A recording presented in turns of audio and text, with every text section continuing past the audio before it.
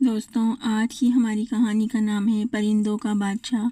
کہتے ہیں کہ کسی زمانے میں پرندے انسانوں سے زیادہ عقل مند ہوا کرتے تھے۔ انہیں کسی بادشاہ کی ضرورت نہیں تھی اور نہ ہی وزیروں کی جو بادشاہ کو مشورہ دیتے، نہ ہی انہیں پرندوں کے کسی ایسے جرگے کی ضرورت تھی جو مل بیٹھ کر ان کے لیے قانون بناتے۔ ان دنوں میں جب بھی پرندے اکٹھے ہوتے تو وہ ایک دوسرے سے خوشی خوشی گپیں ہانکتے اور بتاتے کہ کون پیدا ہوا ہے اور کون مر گیا ہے، کون سے پرندے کے بچے یتیم ہو گئے ہیں، اور وہ قوانین بنانے کے بجائے اہم مسائل ایک دوسرے کو بتا دیتے تھے۔ ان کا قانون ایک ہی تھا، محبت اور دوستی کا قانون۔ نہ انہیں نفرت کا علم تھا اور نہ غصے کا۔ لیکن پھر ایک مکار ان کے علاقے میں داخل ہو گیا۔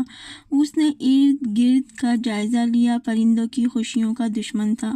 اس نے مور سے کہا، تم اپنے آپ کو عام سا پرندہ کیوں سمجھتے ہو، حالانکہ تم باقی سب پرندوں سے زیادہ خوبصورت ہو؟ مور اس کے لچھے دار باتوں میں آ گیا اور بڑے فخر سے خود کو تالاب کے پانی میں دیکھنے لگا۔ پھر وہی شخص عقاب کے پاس گیا اور اسے کہنے لگا، تم یہ مریل سے پرندوں کو، کوئل کو اپنا دوست کیوں سمجھتے ہو؟ کیا تم باقی سب پرندوں سے زیادہ طاقتور نہیں ہو؟ تم بادلوں سے بھی اوپر اڑنے والے ہو۔ تم آسانی سے اپنی چونچ سے اس کے ٹکڑے کر سکتے ہو۔ عقاب اس کی باتوں میں آ گیا اور اڑ کر گیا اور اپنی چونچ اور پنجوں سے کوئل کا گھونسلہ تہس نہس کر دیا۔ اس طرح آہستہ آہستہ وہ مکار پرندوں کے بیچ دشمنی کے بیج بونے لگا۔ پرندوں کی پرامن سلطنت جنگ کا میدان بن گئی۔ پرندے ایک دوسرے سے لڑنے اور گالیاں دینے لگے۔ آخرکار طاقتور پرندے کمزور پرندوں کو شکار کرنے لگے۔ ہر کوئی اپنی طاقت پر ناز کرنے لگا اور کمزوروں کو برا بھلا کہنے لگا۔ ایک دن ایک ننھے سے پرندے نے سب چھوٹے پرندوں سے کہا، ہم اس طرح زندگی نہیں گزار سکتے۔ وہ سب ہی عقاب کے پاس چلے گئے اور اسے کہا، ہمیں انصاف چاہیے۔ آپ سب سے طاقتور پرندے ہو، بہتر ہو سب پر حکومت کریں تاکہ کوئی کسی کے ساتھ زیادتی نہ کر سکے۔ عقاب خوشامد پسند تھا، فوراً مان گیا۔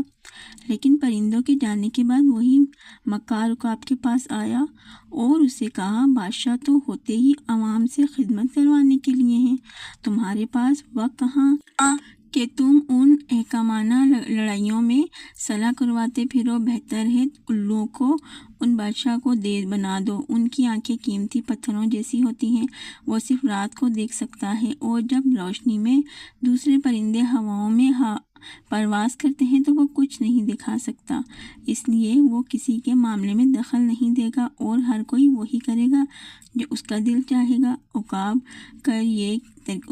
کو یہ ترکیب بہت اچھی لگی۔ اس نے الو کو پرندوں کا بادشاہ بنا دیا۔ الو دن کو سویا رہتا اور رات کو جاگتا جب باقی پرندے مزے سے اپنے گھونسلوں میں سوئے ہوتے ہیں۔